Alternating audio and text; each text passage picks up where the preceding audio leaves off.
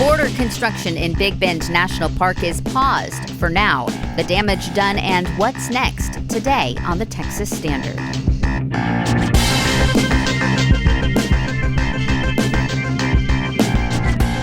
Texas Standard is a production of KUT Austin, KERA North Texas, Houston Public Media, and Texas Public Radio in San Antonio. I'm Laura Rice. Texas received billions from a federal program meant to help provide high-speed internet to underserved communities. Why it's pausing new projects.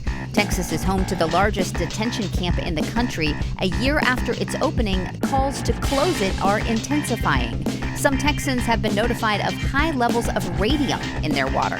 Why this happens and potential solutions. Plus, the National Hockey League is considering another team in Texas. Will it be Austin or Houston? The face-off and which city may break away today on The Standard. From the Persimmon Gap to Chisos Basin, Panther Junction to the Rio Grande, it's the Texas Standard for Tuesday, August 18th. I'm Laura Rice. While it might be a generalization, I think it's fairly safe to say that you don't make your home in far west Texas for the convenience. Many people are drawn to the beauty of the harsh landscape, the colors of the desert, the open, dark skies, and they'll sacrifice 2-day Amazon shipping or a plethora of dining options, not to mention the access to health care and other benefits of living closer to a city of some substantial size. So it ought to come as no surprise that these folks would harshly defend any attack on the nature they value so highly. And that's exactly what happened as construction equipment moved into the Big Bend last week. They showed up with camping chairs, signs, and painted kayaks to protest the imminent construction led by Customs and Border Protection. Other Texans rallied at the Capitol. Outgoing Republican Senator John Cornyn joined Democratic lawmakers in expressing concern. And it all worked. At least for now. CPB Commissioner Rodney Scott posted a video on X yesterday of him casually strolling through a Texas airport, saying basically he'd just landed and was there to check it out himself. Our partners at Marfa Public Radio have been all over this story. Travis Bubenik is the station manager. Travis, always great to have you on the Texas Standard. Good to be here. Do we know exactly why this construction pause is happening? Is it just simply the outcry? These projects have been in the works for months, but just in the past couple weeks, as bulldozers arrived in the national park, there was an outcry. There was shock and anger across West Texas, across the state. As you mentioned, some Republican lawmakers even expressed concerns. Now, in the past 24 hours, Governor Greg Abbott has suggested that he thinks the pause is due to a conversation he had with the head of Homeland Security. But yeah, at the end of the day, I think the concerns from West Texas just eventually bubbled all the way up to Washington, D.C. Well, I know there's been concern about irreparable damage to the park. What can you tell us about the work or maybe the damage that's already been done? You know, we actually flew over the national park yesterday morning just before the CBP commissioner announced his pause on the work. And we got a look at just what had been done so far. There's a couple areas in the park where contractors have been working near Santa Elena Canyon, an iconic spot in the park, but also in a really rugged remote corner on the opposite end of the park, Mariscal Mountain. We saw from the sky areas where bulldozers had clearly cleared new paths through vegetation, through relatively untouched desert terrain. We also know from recent weeks that contractors have been grading some of the popular off-road routes in the park as well as part of their effort to get access to these river corridors. So it's not exactly clear the totality of what the construction has done, but there have been some very real, tangible impacts to the land already. You have been paying very close attention to this. For those who haven't, what exactly is the plan for in the park as opposed to the region as a whole? Yeah, it's been confusing. I mean, even to us, frankly. But the plan in the national park calls for basically up to 200 miles of new or improved patrol roads. These are dirt roads, new dirt road corridors that Border Patrol agents would use to patrol the border, but also about 17 miles of steel vehicle barriers. These are short, 4 to 6 feet barriers that are designed to prevent vehicles from crossing the border.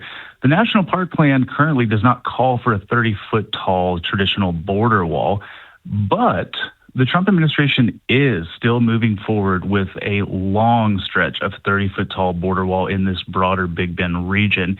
That project stretches 175 miles from Hudspeth County, south of El Paso, all the way through Presidio County to about Big Bend Ranch State Park. That project is still on the table. So what are you hearing from locals about this pause? I mean, are they celebrating or not holding their breaths? Well, it's both. I mean, people are definitely saying, thank you, CBP, for finally hearing our concerns and at least coming to visit the region. The CBP Commissioner, Rodney Scott, is in the region today. He's set for an aerial tour of the Big Bend himself to get a look at what's going on and just the terrain. But local activists opposed to these plans are saying they are not letting up at all. They are going to continue to urge the Trump administration to completely abandon these projects, again, across the region, in the national park, but also in the broader Big Bend region. They are waiting for more information from CBP, just as we are. It's not clear how long this pause in the national park will last. But yeah, they are saying they are staying vigilant. Yeah, I was going to ask you about what we know about the timeline for the CBP commissioner's trip. He said he's going to be meeting with folks. Are you seeing that happen? I don't know much about his trip. CBP didn't answer questions about what all is planned for this trip. We don't know how long this pause will last. We're really just waiting to see. We do know that Rodney Scott, the head of CBP, posted this morning on social media that he was taken off in a helicopter, going to take an aerial tour. So I think the big thing is going to be, what was his tour like? Was he inspired by the ruggedness of the region to say, maybe this stuff doesn't make sense here? Or did he get a look at the construction work that's gone on and thought it doesn't look like that big a deal? I think we're good to go. It really remains to be seen what his takeaway is from actually visiting the region. Anything else you're watching for as the story continues to unfold? Court battles. There are multiple lawsuits pending against not only the plan in the national park, but also, again, the bigger border wall in the greater Big Bend region. There's been a flurry of activity in recent days, even as this pause in the national park was announced. And plaintiffs in multiple cases are asking judges for emergency injunctions and all sorts of different requests to the judges. So there's some legal drama that has to play out, too. Travis Bubinek is the station manager for Marfa Public Radio. Travis, thank you so much. You're welcome.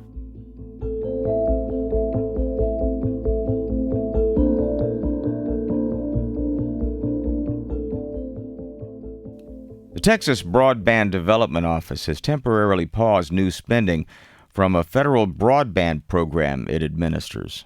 I'm David Brown.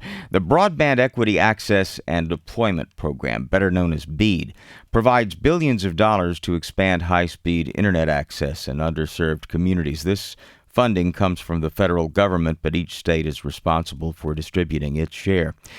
Texas is supposed to receive more than $3 billion through this program, but the state's Broadband Development Office has come under scrutiny over allegations that it favored certain applicants, including Elon Musk's satellite internet company, Starlink.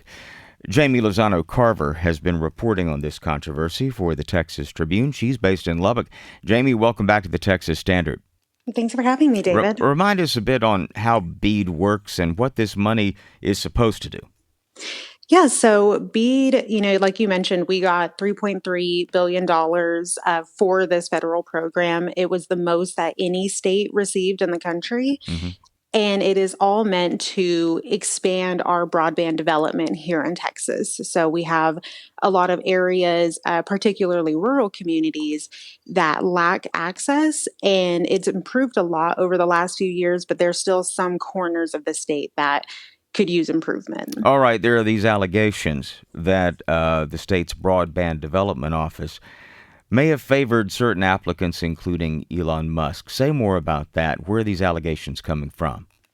So these allegations are really coming from the constituents of some of the lawmakers on the Senate committee that oversees the BEAD program.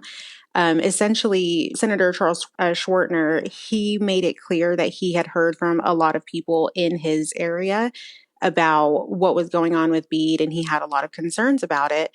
So in June, they were essentially interrogating the broadband office and kind of wondering, what's going on with this disbursement schedule, and even questioning the transparency in how the funds were being dispersed. And in particular with Starlink, one of the big accusations was that the disbursement schedule was changed so that way the satellite internet providers could get more money up front than what was originally allowed. I would imagine that some potential recipients might have been concerned that Starlink was getting sort of first dibs on this money. Were you hearing from any competitor bidders, perhaps?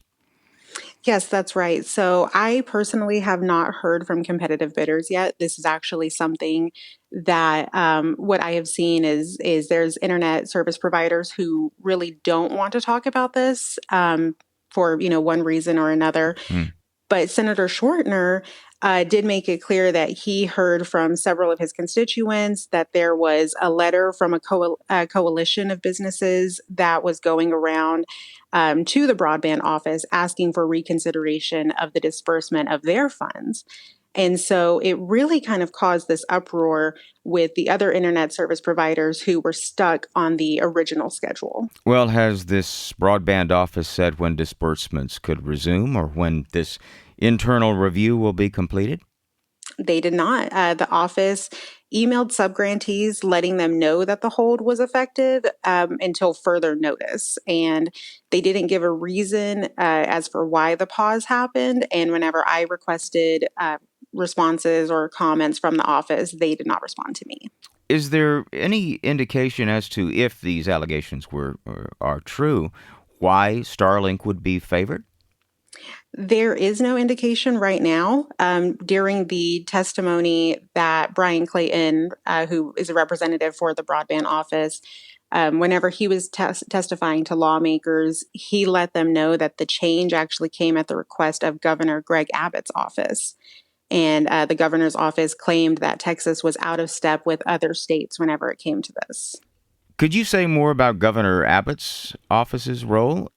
Brian Clayton did not have much more to add other than that the request for the change in the schedule came from Governor Abbott's office. And so I imagine that is something that will also be revealed more in the audit. Jamie Lozano-Carver reports for the Texas Tribune from Lubbock on the South Plains and Panhandle. We'll link to her story at texasstandard.org. Jamie, thanks so much for the update. Keep us posted. I will. Thank you, David. Another hockey team could be taking to the ice in Texas, but does Austin or Houston have the advantage? It could come down to a power play, so to speak. But first, we'll check in on the nation's largest immigrant detention center and rising concerns about the treatment there. What you need to know, coming up next on the Texas Standard. Support for Texas Standard comes from Texas Casa. For a child in foster care, small moments today can have a big impact tomorrow. More on how lending time and support can help make a difference at becomeacasa.org.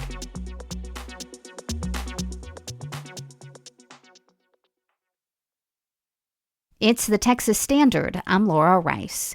1 year ago, the Trump administration opened the country's largest detention camp in Texas at Fort Bliss.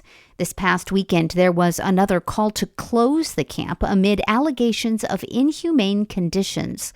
3 people in custody have died. KTEP's Angela Kocherga reports. Civil rights and immigrant advocates, along with a few elected officials, gathered to mark the 1-year anniversary. Policy Director for the Border Network for Human Rights, Samantha Singleton, shared their message about Camp East Montana. Do not look away, do not normalize these conditions, and do not let another year pass without action. The speakers stood near a model of the white tents that house hundreds of people. This woman spent 5 months in the detention camp. She does not want her name used because her immigration case is pending. She's married to a U.S. citizen, and their children are also citizens. Pollo crudo con sangre. She said the camp served undercooked food, including bloody chicken. Other speakers read testimony from detainees detailing meager meals, unsanitary conditions, and dangerous medical neglect. Attorney Charlotte Weiss with the Texas Civil Rights Project has visited the camp. She spoke for a 48-year-old Laos man who needed multiple medications for diabetes while detained. I was only given insulin once per day by the medical staff, and my daily doses were often late or missed altogether. Immigration and Customs Enforcement has said detainees get proper care at the camp, but a report released in June by the Government Accountability Office found millions of taxpayer dollars were wasted on private contractors who failed to meet health and safety standards. El Paso Congresswoman Veronica Escobar, a Democrat, said it's been difficult to provide legally mandated congressional oversight. If there's nothing to be ashamed of, they shouldn't be afraid of letting people like me inside so we can tell the public what is happening inside of that tent city every single day. Despite persistent calls to close the camp, ICE extended the no-bid contract for the tent facility through September 2027. I'm Angela Kocherga in El Paso.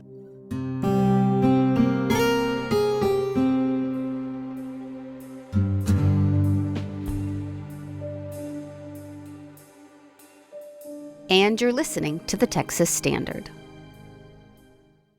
Both Austin and Houston have hosted minor league hockey teams, but it's been a while.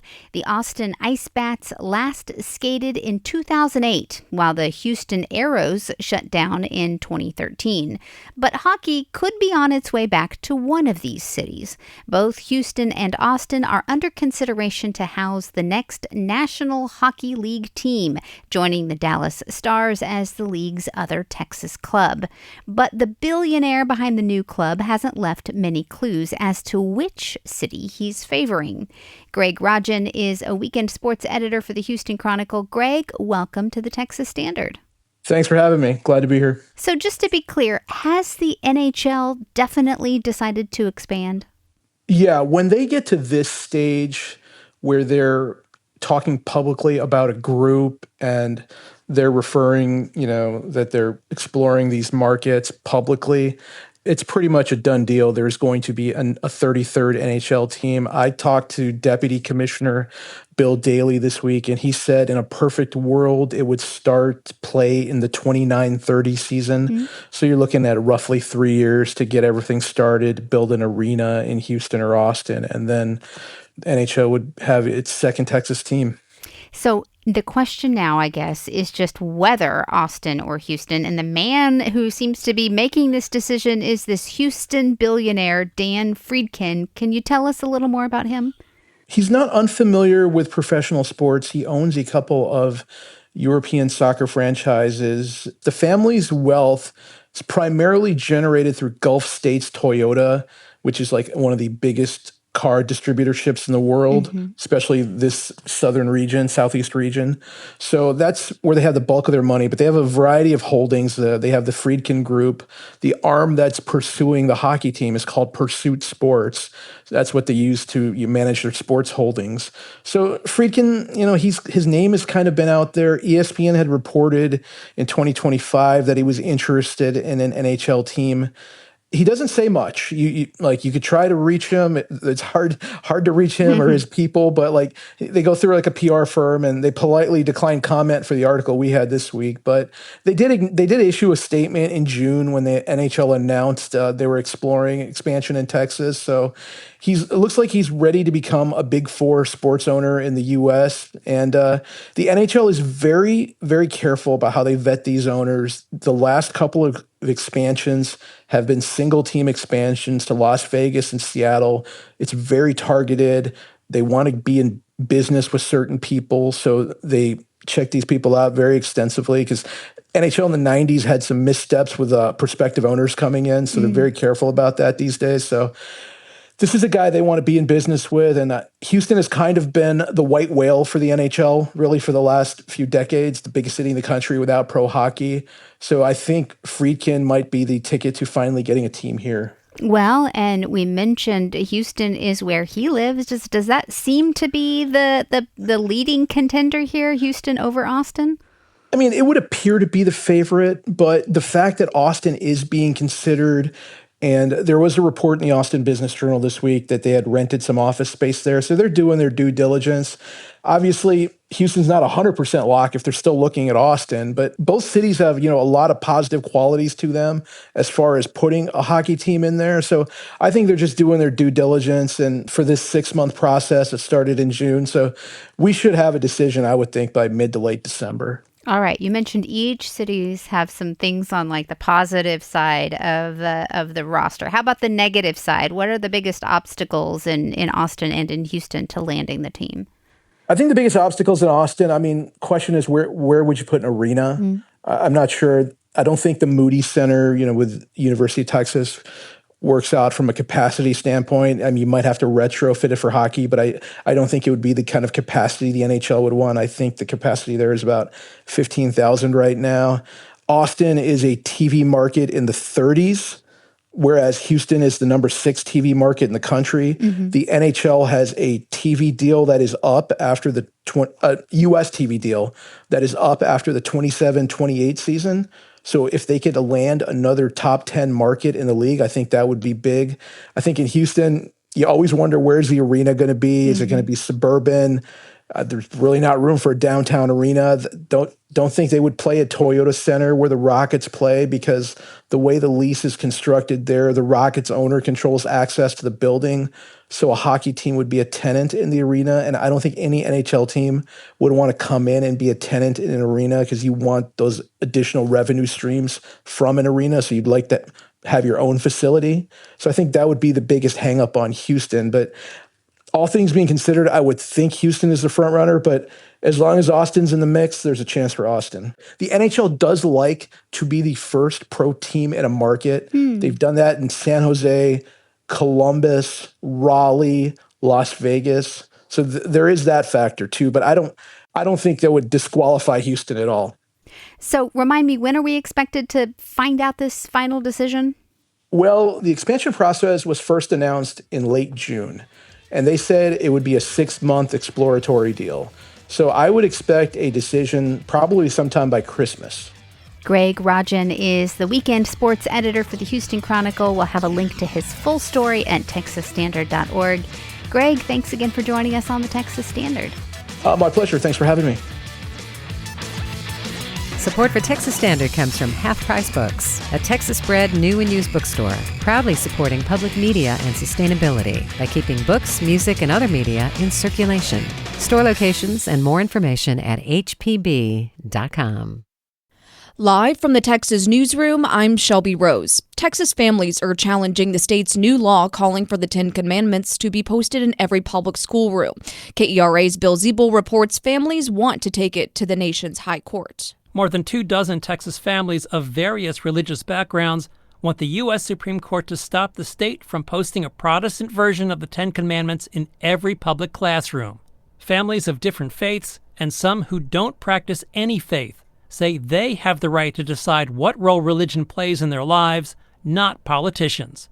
Sophia Howard, attorney with the ACLU of Texas, said posting the 10 Commandments in every classroom violates the separation of church and state. Public schools are not Sunday schools, and we're hoping that the Supreme Court will affirm this. The request by the families and ACLU of Texas was filed Monday. I'm Bill Ziebel in Dallas.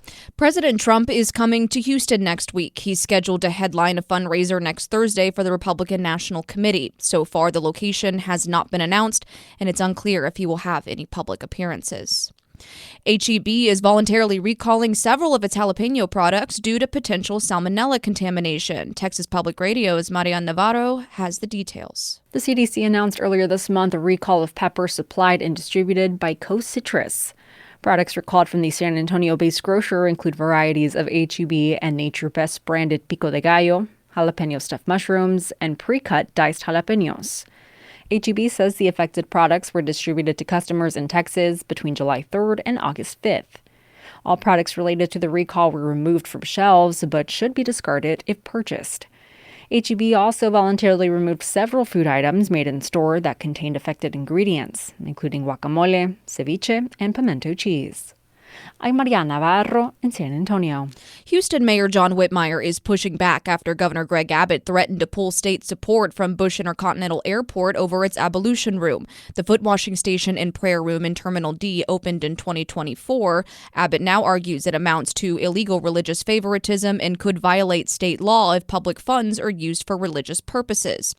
Whitmire, though, says no state, federal, or taxpayer dollars were used to build the facility. He also notes IAH has interfaith chapels throughout the airport and says the space is open to everyone. Quote, nobody receives preferential access and nobody is excluded, end quote. Abbott has also raised similar concerns about DFW Airport, which has since scrapped its plans for its own ablution room. I'm Shelby Rose in the Texas Newsroom. You're listening to statewide news from public radio stations across Texas. This coverage is only possible because of support from listeners like you. You can help sustain and grow Texas news coverage by donating to your local public radio station today. 33 minutes past the hour, Texas Standard Time. I'm David Brown. SB 1, the election law that expanded restrictions on mail-in voting and tightened rules for those assisting others with in-person voting, has been in court since it was passed in 2021. Advocates filed several lawsuits hoping to roll back several aspects of the law they say make it harder for people with disabilities to vote. Last week, the Fifth Circuit Court of Appeals reversed a district court ruling that had found in favor of the plaintiffs, saying the plaintiffs didn't have standing to challenge the law. The opinion asserts mail-in ballots have long been established as prone to fraud. Molly Broadway is a training and technical support specialist with Disability Rights Texas, which trains and assists voters with disabilities and their advocates. Molly, welcome to the Texas Standard. Hi, nice to be here. Tell me more about some of the issues of real concern to advocates for people with disabilities and what specifically changed about the law. The biggest challenges we saw to the disability community was the assistant oath. Before SB 1, there was an assistant oath, but it required less information of the individual. What does that mean, assistant oath? What is that? So when you go vote, either in person or by mail, if you have a disability, you have the right to have an assistant, and they can help you mark the ballot. They can read the ballot to you. They can help remind you about things you studied up on so you can mark the ballot appropriately in the way that you wish. Pre-SB 1, an assistant would come and they'd still have to sign something saying that they are assisting the voter, just as documentation. Post-SB 1, what this was saying is that I'm an assistant, and it was the usual oath of, I'm an assistant, I'm not trying to influence the voter in any way, I am doing what they wish. Why was that a hardship? Why was that difficult for assistants to do? What it now says, post-SB 1, is that if it's proven otherwise, there's a larger legal penalty. If someone sees it as not legitimate assistance, they can be reported. And we felt like it was put in place to intimidate voters and their assistants. It's my understanding, though, that with this decision from the Fifth U.S. Circuit Court of Appeals, that lower court's block on those provisions, that has now been removed. And so SB 1 is now the law in Texas, at least as we approach the November voting season. Yes, and so the laws that have existed for the last 5 years are still staying in place. And that lawsuit was to try to appeal some of those laws. And so now what we're going to do and what we're trying to share with our community members is we're just continuing the education of here is what these laws are saying about assistant oaths. Here's what these laws are saying about what kind of ID you're required to document. And so we're just going to continue our efforts in educating people and reminding them what is legal. One issue of real concern to advocates for people with disabilities was the mail-in ballot requirements for SB 1. Can you describe what changed in the law and how voters need to apply for a mail-in ballot? So how it was pre-SB 1 is that you would receive a mail-in ballot application, and you would fill out your name and address, which is the typical stuff you put in the application. What was changing now was the state is requiring voters to list their state ID number for when they first registered to vote. And so for some folks, that could be 5 years ago. For other folks, it could be 75 years ago. And so that was a big struggle for individuals, especially with people who were living in nursing homes who don't have access to their IDs, and so they couldn't recall that information. Now you can do your state ID and the last 4 digits of your Social Security number. That way it could kind of broaden the searching scope when looking for your voter registration number. Do you feel like that's been adequately addressed under terms of of what the court's saying here? When they added the last 4 digits of your Social Security number, I think that helped a lot. But the fact that we've been working under this premise for the last 5 years, I think people are getting used to it. We just do a lot of reminding people of that you need to put that number on the inside of the envelope on your ballot application, on the outside of the envelope when you mail out your ballot. There's certain spots to be filled out. What do you see as the impact on this fall's elections because of this new decision? I think it's, the one more thing to remember when trying to access your ballot. This is one of many additional hurdles that people have to go through now. Molly Broadway provides training and support for voters at Disability Rights Texas.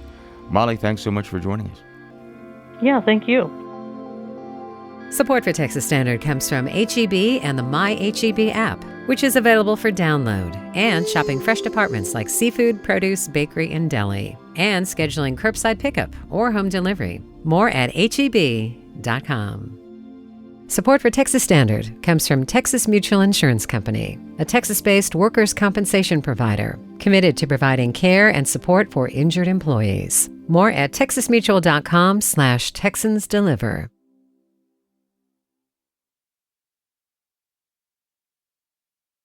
It's the Texas Standard. I'm David Brown. This past weekend, San Antonio celebrated the legacy of Mexican artist Frida Kahlo with the 10th annual Frida Fest.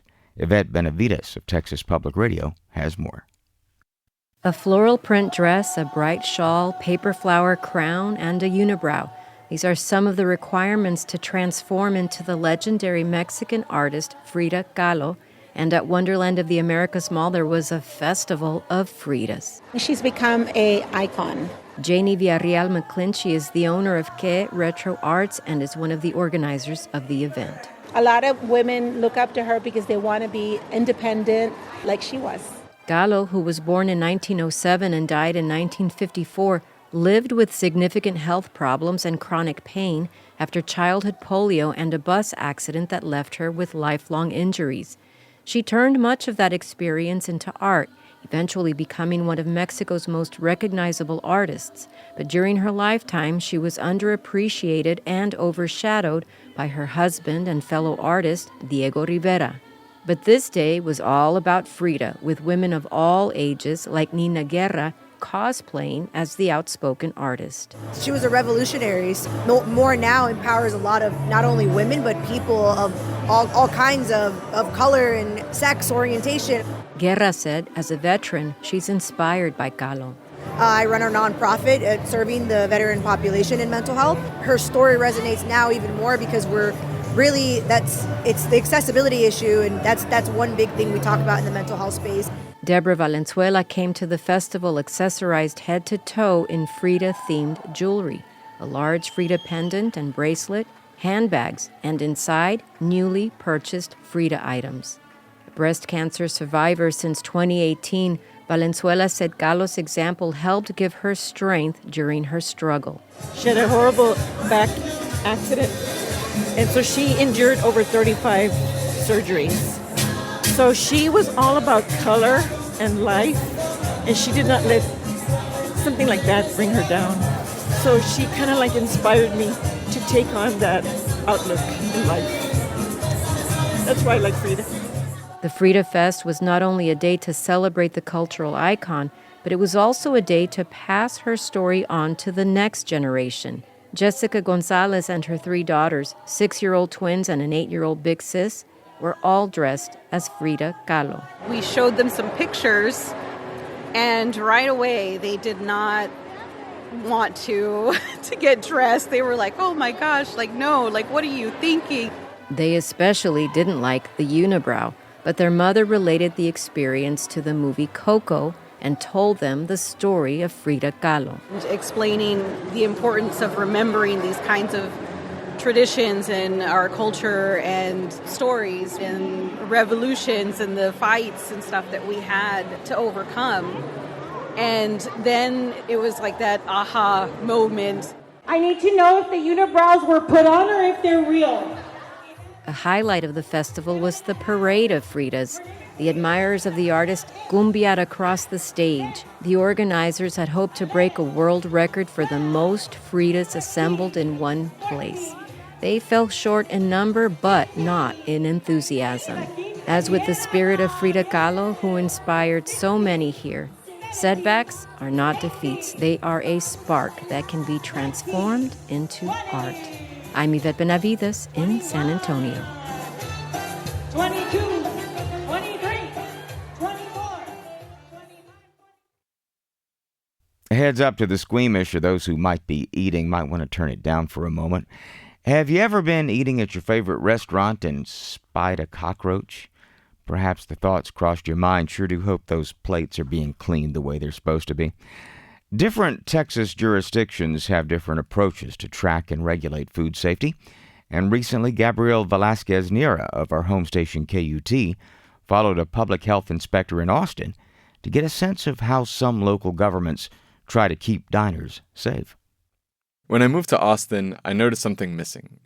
Something I was used to seeing in other states like New York or California. And restaurants here don't display signs that show their latest health department scores. For me, it kind of felt like I was eating without a safety net. In Texas, restaurants, of course, get inspected and they have a rating. So I wanted to learn more about the whole process, even if I don't see a score. Meet Alicia Wilcox. Hi. She joined me at Amaya's Taco Village. Wilcox is an environmental health officer with the city of Austin, and she's been doing inspections for 5 years. Now, legally, non-health workers can't be in the kitchen while an inspection is happening. But Amaya's Taco Village is letting us do a mock inspection. The business was inspected and passed back in July.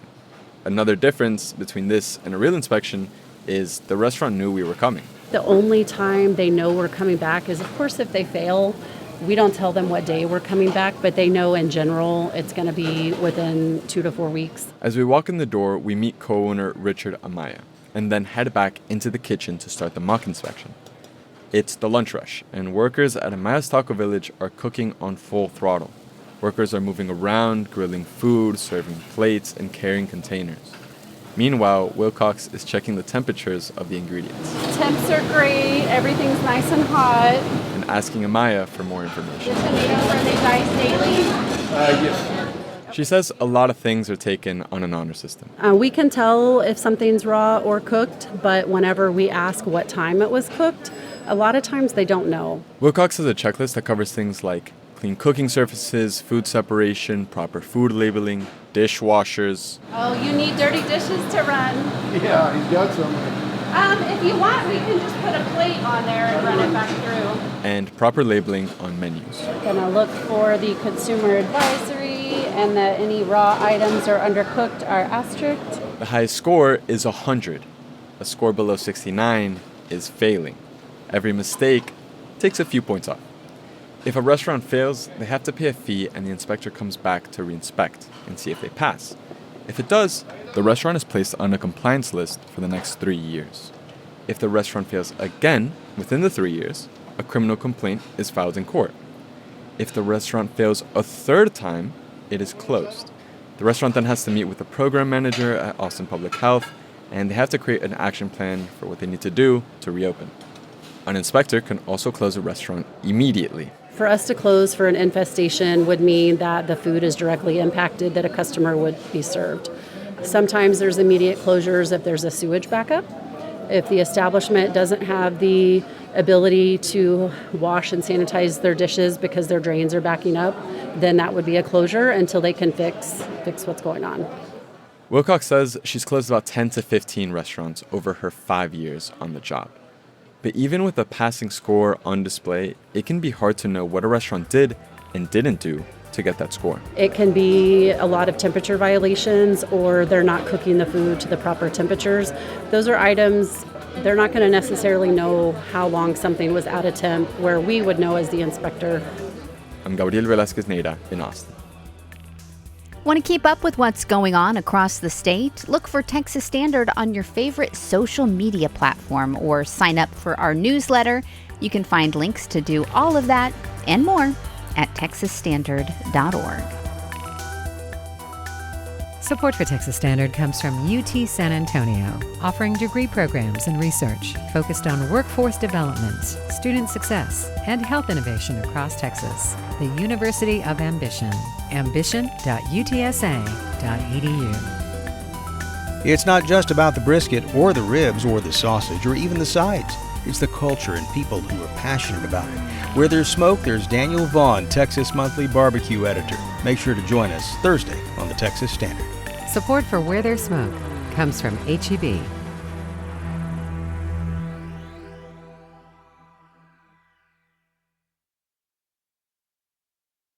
It's the Texas Standard. I'm Laura Rice. If you live in the small West Texas community of Imperial, you get your water from Pecos County Freshwater, a utility that has been in violation of EPA radium limits 19 times since 2020. Because of this, people who live in the area routinely drive long distances to larger towns to buy bottled water to drink and cook with. Imperial isn't the only Texas community like this. Thousands of Texans are served by water systems that exceed legal limits for radium. Martha Piskowski covers climate change and the environment for Texas for Inside Climate News. Martha, welcome to the Texas Standard. Thank you for having me on. Let's talk more about Imperial. Why is their water in violation of EPA radioactivity limits? Right. Imperial is a small town out in the Permian Basin. I'd been through many times on reporting trips and didn't even know this was going on. But it's like a lot of Texas communities where the aquifer they rely on has naturally occurring radium. So that well water does end up having amounts of radium that have exceeded the legal limits. And these violations have been issued for a few years, and recently the county commissioner has been actively trying to find a solution. So even though Imperial is in the oil patch, this doesn't have anything to do with oil and gas activity in the area? This is a thing that can just happen? Right. I didn't find any indication this is linked to oil and gas. It's long been established that these underground aquifers, they're encased in rocks, and over time, radioactive material can dissolve into the water. And when you have a bigger city, they might have a treatment plant that would take this out of the water. But for smaller communities like Imperial, it's just a struggle to fund alternatives. So they have had this excess radium problem for several years now. What are the dangers of consuming water that exceeds legal radium limits? Radium is a carcinogen, so the EPA standards are based on someone drinking this water over a lifetime. But those standards haven't been updated in decades. And while the notices that go out say this isn't an emergency, you don't have to seek another water source, a lot of people just don't want to run that risk and have taken the decision to use bottled water instead. So I guess this is just still happening, even though there have been 19 radiation limit, cases exceeding that since 2020. So what is supposed to happen when a water utility is in violation of this? When the Texas Commission on Environmental Quality issues these violations, the utility has to notify their customers. So notices go out to people using that water. It's posted at the post office, and they have to submit a plan of how they're going to get into compliance. The issue is, then whoever runs the utility has to figure out how they're going to get in compliance and how to pay for it. So in the case of Imperial, there's about 800 people served by this utility. The treatment technologies to take out radium are quite expensive. So the county is really going to rely on outside funding sources beyond what those ratepayers pay in their water bill. So that's often what the holdup is. There is some good news. The city of Brady in Central Texas recently got into compliance, and they got funding through the Texas Water Development Board to install a treatment plant. So is there a plan then for Pecos County to do something similar? At the moment, the county has contracted with a hydrogeologist who's, assessing what other water resources are available. And the two main options would be to install some sort of treatment technology, or if they drill new wells that are tapping into a part of the aquifer that doesn't have such high radium readings. So in the meantime, they did shut down one of the water tanks because they found that tank had more radium than the other. So that's sort of the stopgap measure they've taken for now. Is funding the big issue here, though? From talking with the county commissioner, that was his main roadblock to getting this done. So yes. Well, I mentioned Imperial isn't the only place in the state with elevated levels of radium in the water. You mentioned Brady, which has made some progress. Where else are people being affected? This exists really around the state. There's a number of aquifers, the Hickory Aquifer in Central Texas, the Gulf Coast Aquifer. There's some utilities up in the Lubbock area. But the common denominator is typically these small rural utilities that have lacked the resources to address the problem. Well, out in West Texas, of course, there's lots of conversation lately about planned data centers and power plants. Does that development strain any of the water resources in communities like Imperial? Right. So just as I was wrapping up this story, news broke last week that Amazon has acquired a facility in Pecos County that's under construction. So based on the air permits for that facility, it could be one of the biggest natural gas power plants in the country to power a data center. Amazon did put out a statement saying they believe in paying the full cost of powering their operations, and that they won't put stress on the local watershed. So they're most likely going to use brackish water, which is slightly salty groundwater that would need to be treated. But, the devil's in the details with all these things. So really remains to be seen how that big data center development is going to play out locally. So you mentioned a lot of places around the state that have aquifers affected by this radium. But if consumers have not gotten one of these notices from their water utility, should they assume that what's coming out of the tap is safe? Right. So if your utility is in violation, they should have sent out a notice. You can also check online. Usually the consumer confidence reports are available online.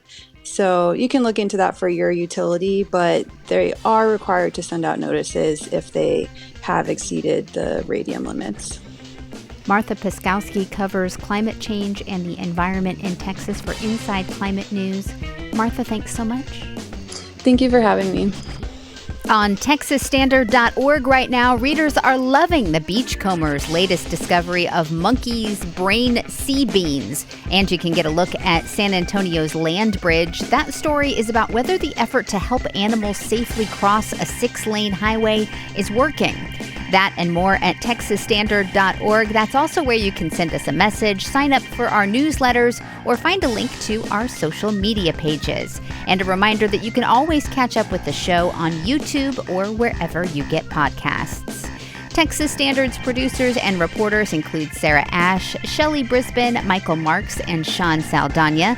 Raul Alonso is our assistant digital editor. Renee Chavez and Caroline File were our technical directors today. Our executive producer is Rhonda Fanning. I'm Laura Rice, and I hope you'll join us back here tomorrow for more Texas Standard. Philanthropic support for Texas Standard comes from Casey and Scott O'Hare, the Winkler Family Foundation, Lynn Dobson and Greg Wooldridge, Adrian Killam, and the George Huntington family.